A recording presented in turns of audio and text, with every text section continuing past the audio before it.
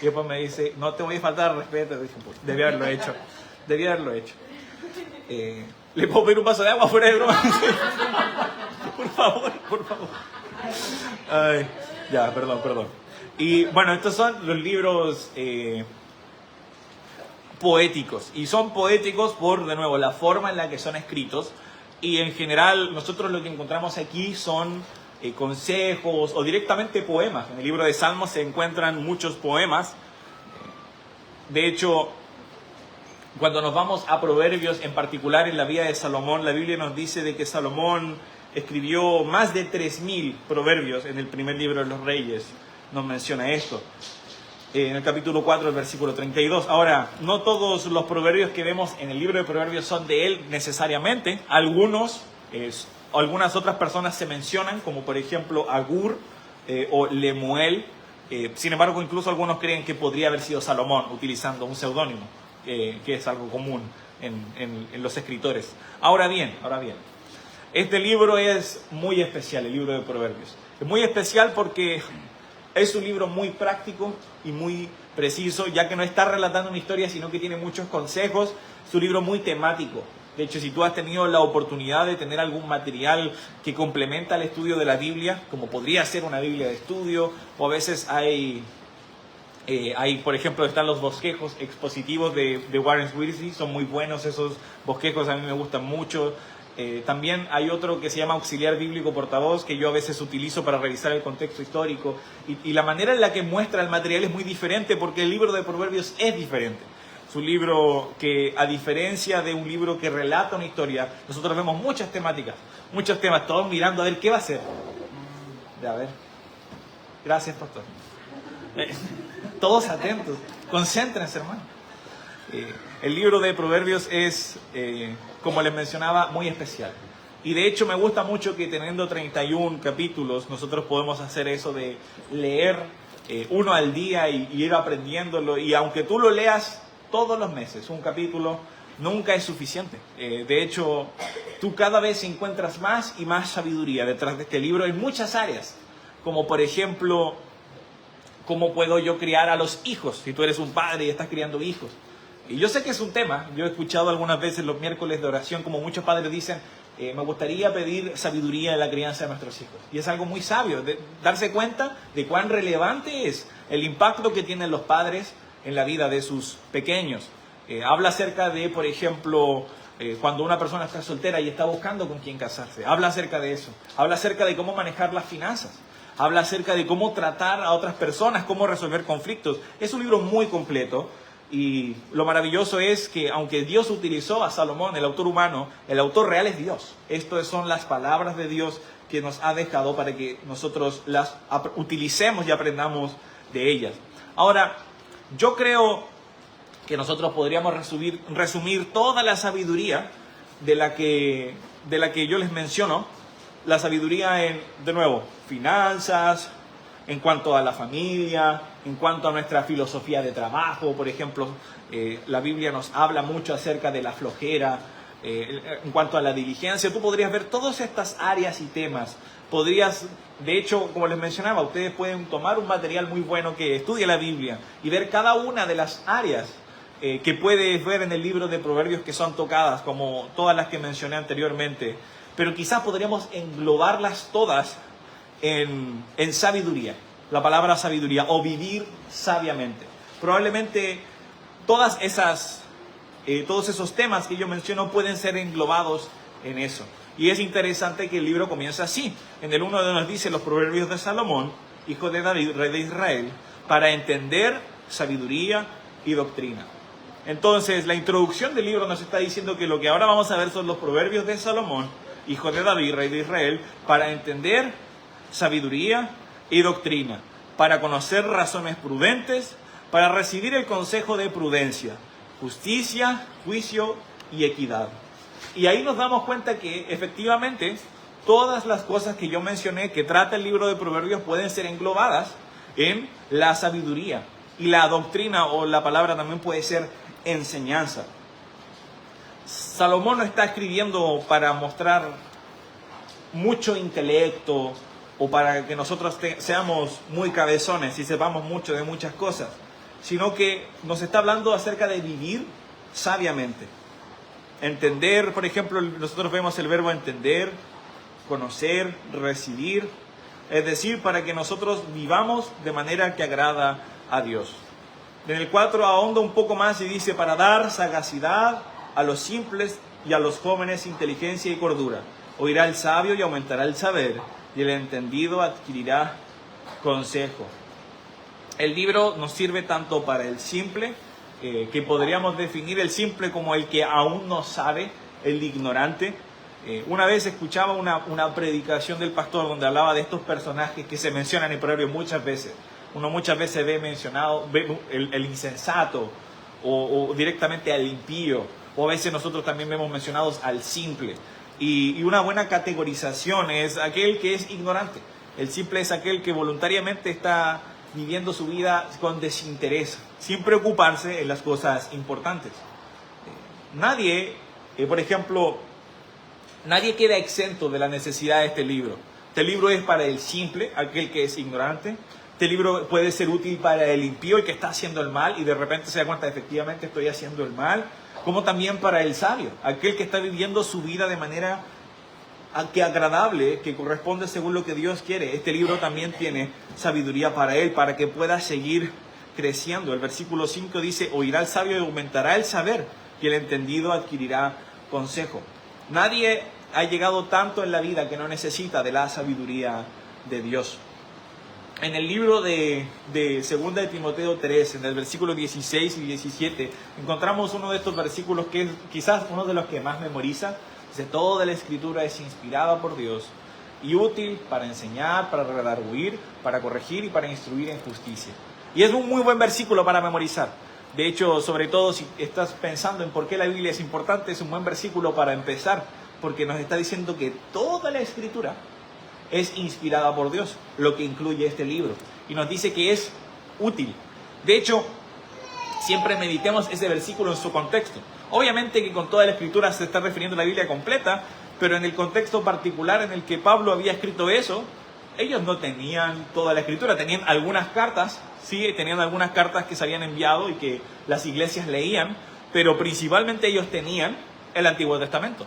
Entonces estaba incluyendo el libro de Proverbios. Y nunca debemos caer en el error de menospreciar lo que nosotros encontramos en el Antiguo Testamento. Obviamente las cosas que vemos ahí no siempre nos van a aplicar a nosotros. No somos judíos, no estamos en la época de los judíos. Sin embargo, la Biblia nos advierte que esas cosas se escribieron para que nosotros no cometamos los mismos errores que ellos cometieron.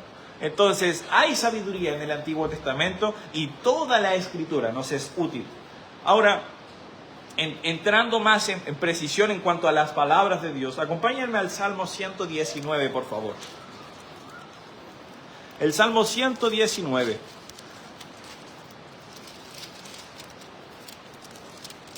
Este salmo tiene un tema en particular que es la palabra de Dios. Ese es el gran megatema del Salmo 119. De hecho, es lindo porque esto es algo que aprendí hace mucho tiempo con el pastor. Está escrito como una especie de alfabeto, entonces tienes versículos. En el hebreo obviamente funciona, en el español esto se pierde. Sin embargo, cada versículo empieza con una letra del alfabeto hebreo. Y es por eso que tú vas a ver títulos como Yod, Kaf, Lamed, Mem, Nun, Samek, Ayim, etcétera, etcétera. Pero yo quería leer un versículo en el Salmo 119, dentro de los muchos, podríamos leerlos todos, pero obviamente no sería muy práctico y no nos daría el tiempo. Pero en el Salmo 119, 130 dice, la exposición de tus palabras alumbra, hace entender a los simples. La diferencia con el contenido de cualquier otro libro y de cualquier otra fuente humana de sabiduría es que esto no tiene origen humano. Sin duda Dios utilizó a personas, pero la Biblia nos dice que hablaron siendo inspiradas por el Espíritu Santo. Estas palabras son las palabras de Dios, inspiradas por Él. Entonces, esas palabras alumbran a los simples. Son palabras diferentes. No estoy tratando de quitar mérito a las cosas que los hombres han escrito. Sin duda nosotros podemos encontrar libros muy buenos escritos por personas, de muchos temas. De hecho, en la parte de atrás hay una biblioteca muy grande, llena de material acerca de muchos temas Y yo he tenido el privilegio de leer algunos de los libros que están ahí y puedo dar fe de que muchos libros de ahí han sido muy útiles para mí, para aprender acerca de cosas de las cuales yo no sabía tanto. Sin embargo, bueno, en particular esos libros son muy buenos porque están hechos por creyentes que han leído la Biblia y que la han estudiado, y los principios más importantes de lo que están hablando están basados en eso. Pero hay algo diferente con este libro porque las palabras vienen de Dios y alumbran. Son palabras con un conocimiento divino. Y nosotros vemos de que estas son las palabras y los proverbios de los que nosotros debemos prestar atención. A esto era lo que nosotros llegamos cuando vamos al libro de Proverbios, y esta es la sabiduría que debemos entender, como dice el versículo 2, la doctrina, lo que nosotros debemos estar prestando atención. ¿Qué es la sabiduría bíblica? ¿A qué nos referimos con la sabiduría que se menciona en el versículo 2? Dice, para entender sabiduría y doctrina. Entonces, estos proverbios que tú ves a través del libro son para entender eso. Ya, pero ¿qué es la sabiduría bíblica? Como mencionaba, no es la inteligencia o la capacidad de acumular información. Hay personas a las que eso se le da muy bien. De hecho, yo no sé si a ustedes les gusta el ajedrez. A mí me gusta mucho el ajedrez. No tanto hasta el punto de estudiarlo. Hay gente que lo estudia. Tú puedes estudiar aperturas y juegos y estrategias. Yo no hago tanto eso, pero me gusta mucho jugarlo. Y a veces, por ejemplo, de repente, si tengo un tiempo, hay un video de ajedrez de dos personas muy buenas y alguien explicando el juego, lo veo. Y es como, oh, qué inteligente, oh, ellos pueden pensar. Y el campeón del mundo es un noruego que se llama Magnus Carlsen. Perdón, yo sé que les duele que mencione a Noruega, lo siento. Es que era Inglaterra igual, ¿para qué estamos con...? Claro, pero bueno, no se distraigan, por favor. Vi caras ahí, como hicieron muecas, como lloran. Ya pasó, hermano, ya pasó. Y él es muy, muy bueno. Pero él es interesante porque es una de las pocas veces donde en un, no sé si decir deporte, pero en una competencia, hay alguien que es demasiado bueno y que nadie lo duda. Si tú le preguntas a gente en el fútbol, Messi es el mejor, pero algunos te van a decir, no, Ronaldo. Otros que son un poquito más viejitos, Pelé. Y otros que son muy argentinos, Maradona. Pero hay como debate y tú puedes dar argumentos para ambos lados. Bueno, con él no. Él es el mejor y cualquier ajedrecista, hasta los más buenos de hoy, te van a decir, no, él es mejor que yo. Todos lo saben. Y una de las razones por las que él es muy bueno es porque él tiene la capacidad de recordar mucho. Él puede haber jugado juegos hace 20 años. Él tiene que pensar que juega por meses y lleva toda su vida estudiando y puede recordar juegos que jugó cuando tenía 13 años y todos los movimientos. Es realmente sorprendente, es fascinante poder aprender de él. Entonces, él es una persona muy inteligente, tiene una capacidad de acumular información envidiable, quizás se podría decir. Sin embargo, eso no quiere decir que él sea una persona sabia.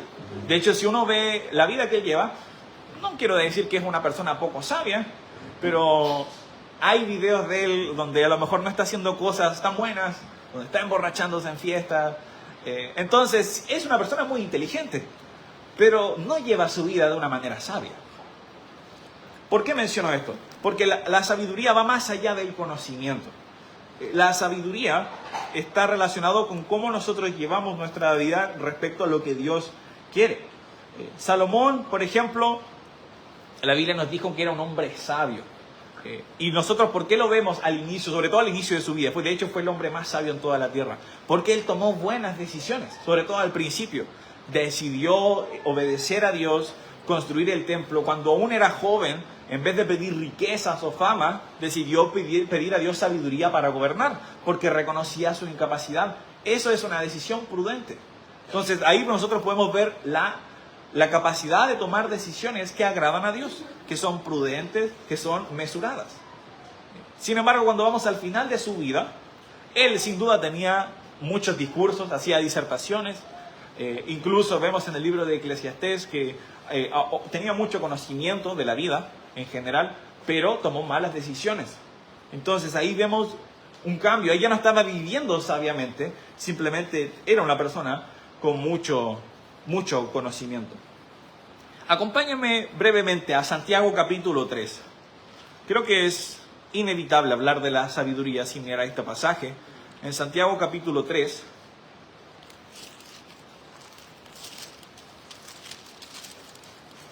vamos a ver el versículo, me pasé, ahí está. El versículo 13 al 17 dice: ¿Quién es sabio y entendido entre vosotros? Muestre por la buena conducta sus obras en sabia mansedumbre. Pero si tenéis celos amargos y contención en vuestro corazón, no os jactéis ni mintáis contra la verdad, porque esta sabiduría no es la que desciende de lo alto, sino terrenal, animal, diabólica. Porque donde hay celos y contención, allí hay perturbación y toda obra perversa.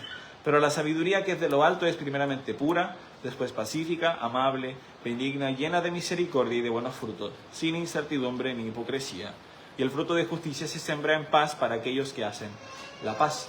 Entonces, si te das cuenta en el versículo 13 y luego en el versículo 17, lo que caracteriza la sabiduría, más que la capacidad de acumular información o la abundancia del conocimiento, es la conducta, el carácter que una persona tiene y lo que demuestra a otros. Eso es llevar una vida y tener sabiduría y ser alguien sabio. Es por eso de que, por ejemplo, nosotros vemos, lo leímos rápido en Proverbios 1, que decía de que el sabio adquirirá más sabiduría y se volverá más sabio. Porque no se trata de tener mucho de nuevo en la cabeza, es entender cómo yo debo vivir sabiamente. Y si alguien, una persona sabia, recibe consejo sabio, va a decir: wow, tiene razón, debería hacer lo que me están diciendo. Entonces nos damos cuenta de que la sabiduría está relacionada con algo, con lo que nosotros hacemos, no necesariamente con algo académico o intelectual. Hay personas que tienen muchos títulos, que son personas muy eruditas, pero que no son sabias. Y por otro lado hay personas que a lo mejor no tienen la mayor educación, que a lo mejor no son los que tienen doctorados o títulos o son académicos de renombre, pero llevan vidas sabias y lo demuestran con su conducta y con su actitud.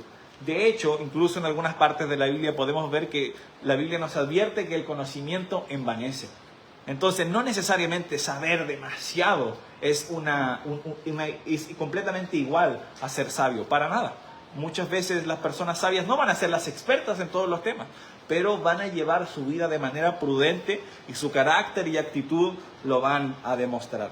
Ahora, un punto importante de la sabiduría es que aquí nos dice que viene de lo alto. De hecho, nos dice que cualquier otra sabiduría que no calza con esta sabiduría divina, es decir, que es pendenciera o que genera conflictos, nos dice que es terrenal e incluso nos dice que es diabólica. Entonces la sabiduría que nosotros estamos buscando no viene de este mundo, ni tampoco viene de Satanás, sino que viene de parte de Dios. Es Él el que nos puede dar abundancia de sabiduría. De hecho, acompáñenme a 1 Corintios capítulo 1.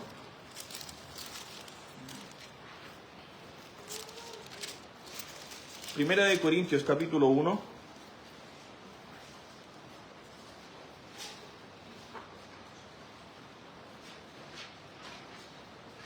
El versículo 20 y el 21 dice: ¿dónde está el sabio? ¿Dónde está el escriba? ¿Dónde está el disputador de este siglo? ¿No ha enloquecido Dios la sabiduría del mundo? Pues ya que la sabiduría de Dios, el mundo no conoció a Dios mediante la sabiduría, ha agradado a Dios a salvar a los creyentes por la locura de la predicación. Es decir, la sabiduría y la manera con la que Dios quiere que nosotros vivamos no calza. Para este mundo es locura, no va a tener sentido. Que una persona, yo siempre lo he pensado de esta manera y lo pienso.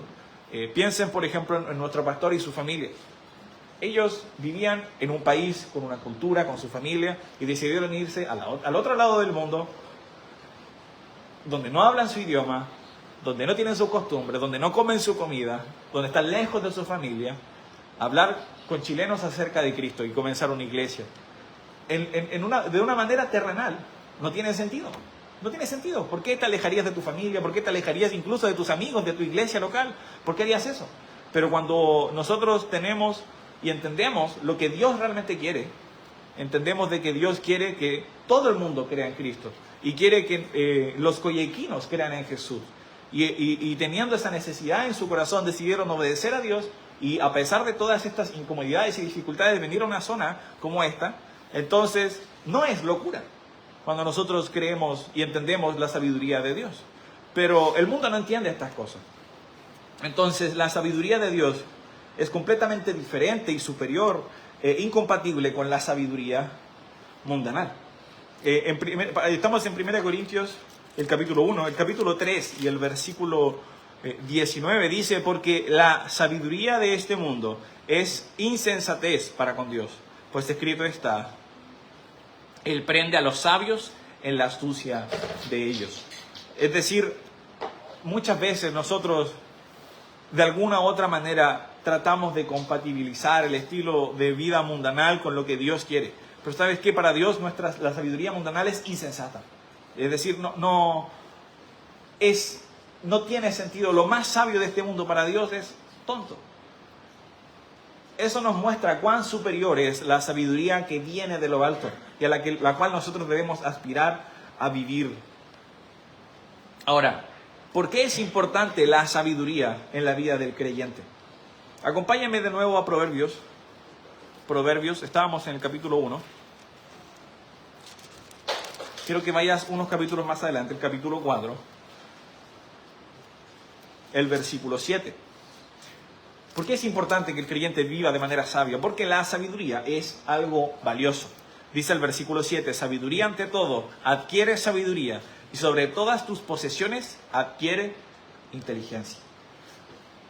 Una de las maneras en las que las personas a veces suelen generar dinero es comprar cosas valiosas, que a lo mejor van a subir en valor.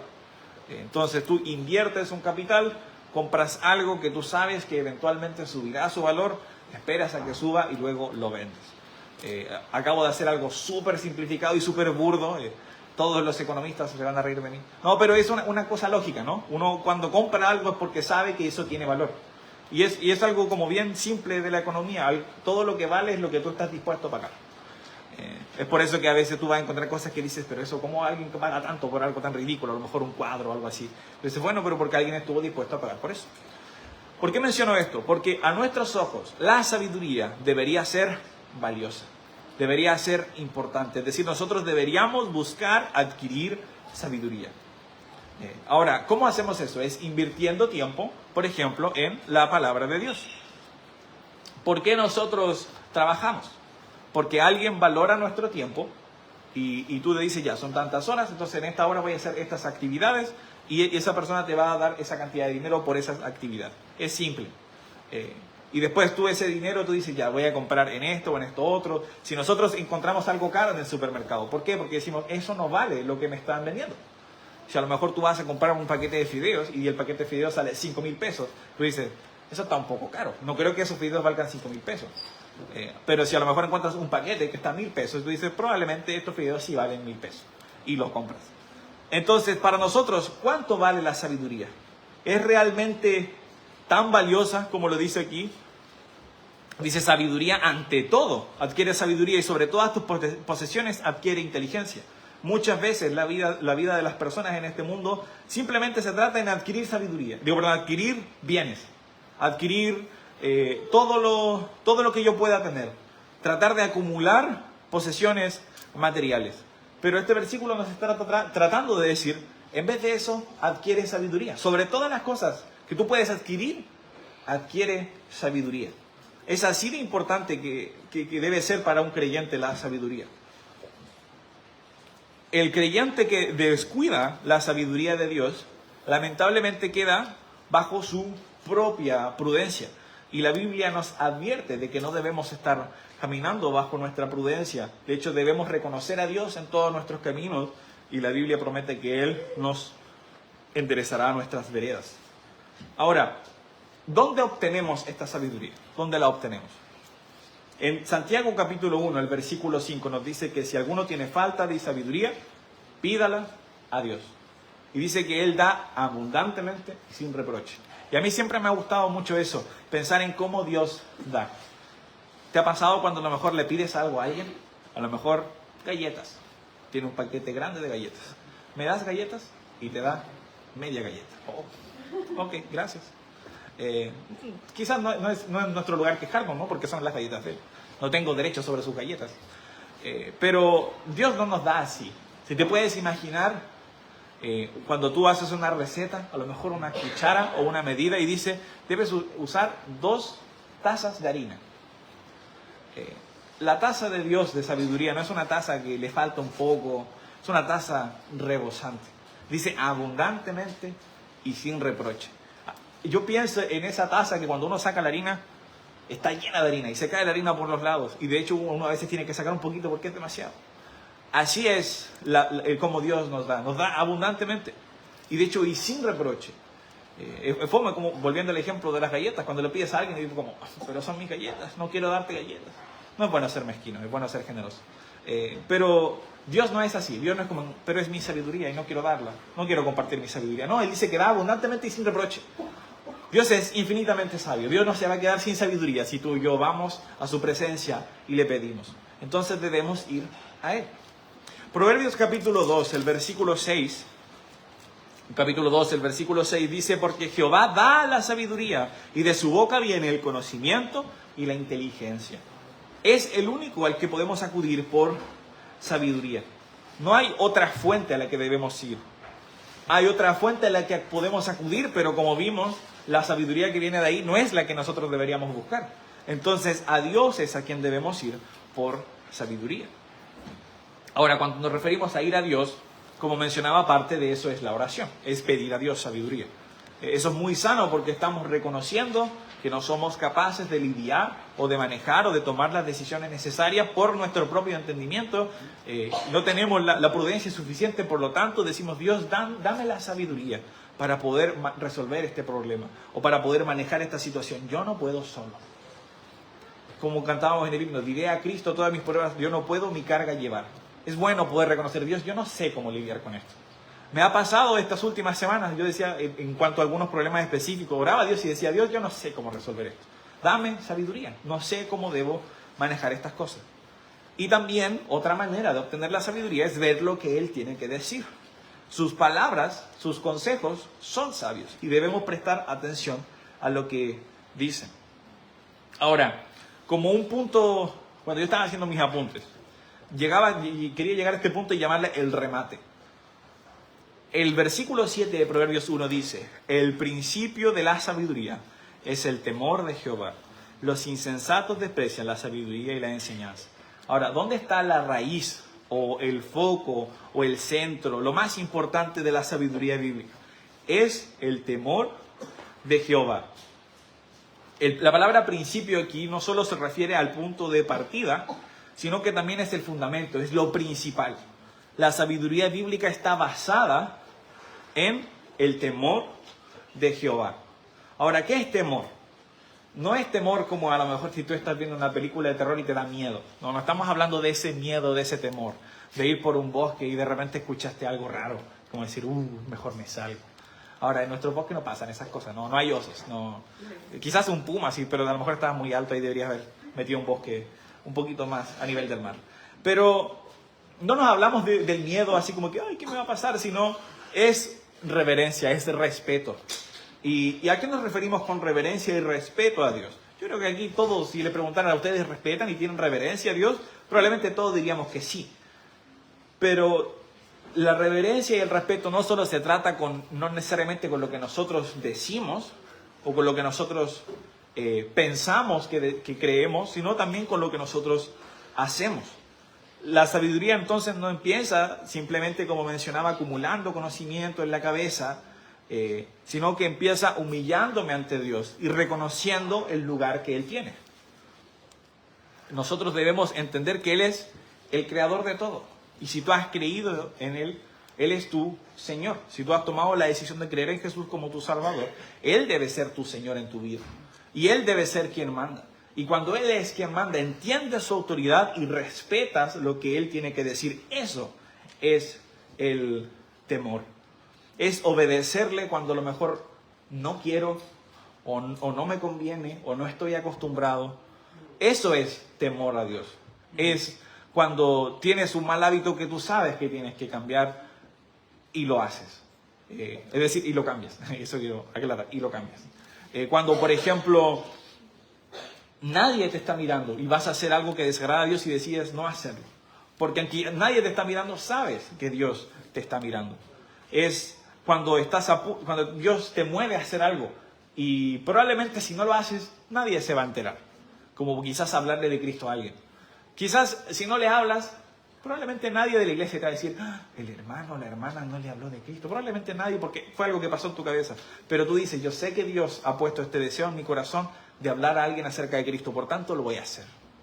O a lo mejor Dios puso un deseo en cuanto a ser generoso con alguien. Y yo no quiero hacerlo porque soy apretado y soy egoísta y guardo las cosas para mí, pero no, reconozco que Dios me ha dado todo lo que tengo, por lo tanto voy a ser generoso. Entonces tú puedes considerar lo que Dios quiere siempre y considerar el lugar que Dios tiene en tu vida, por lo tanto tú dices, lo voy a hacer. Eso es el temor a Jehová. En Proverbios 9, por favor, si me puedes acompañar. Proverbios 9.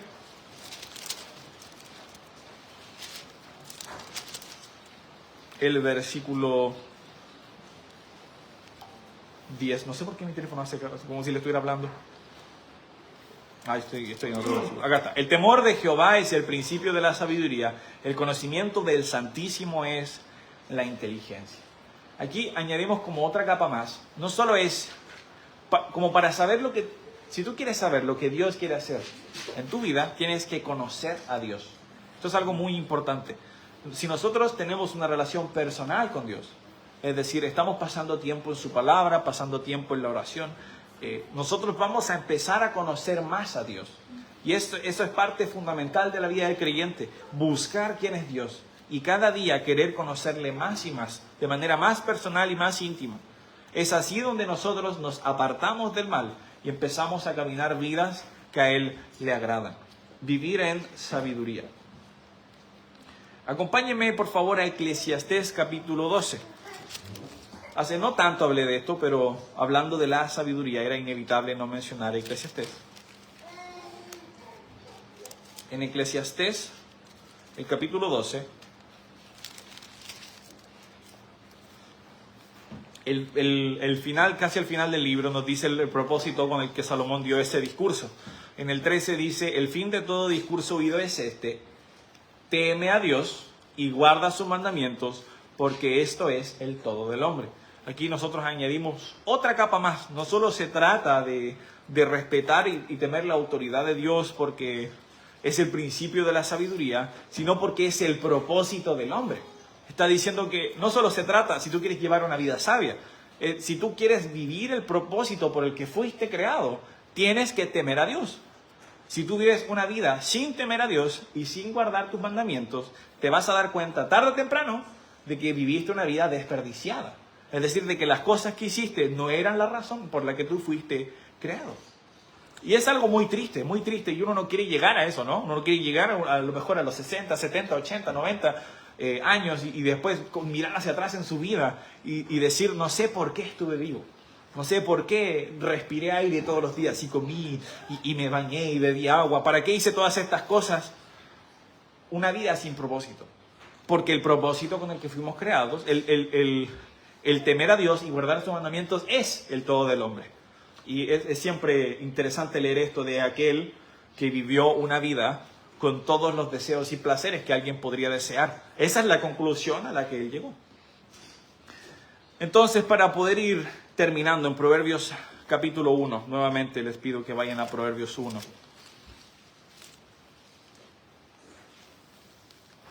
La sabiduría que Dios ofrece y que quiere que nosotros busquemos como un propósito principal no es conocimiento, nuevamente no es inteligencia, no es academia, es llevar una vida que le agrada a Él. La sabiduría se reflejará en nuestra conducta, en nuestra manera de vivir y en nuestro carácter. Es a eso lo que nosotros debemos buscar, es a eso lo que nosotros debemos prestar oído. Cuando buscamos la sabiduría de Dios, se reflejará en nuestras vidas y el principio de esta sabiduría es temer a Jehová. Es temer a Dios, entender el lugar que Él tiene en mi vida y dar y respetar ese lugar que tiene en mi vida. Y todas las implicancias que eso tiene se verán reflejadas en cómo yo me desenvuelvo, las cosas que yo hago.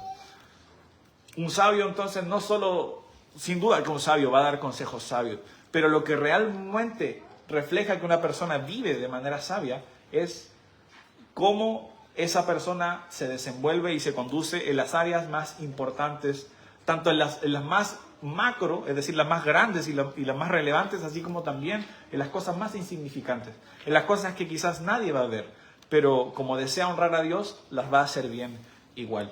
Les voy a pedir que me acompañen orando y con eso vamos a terminar.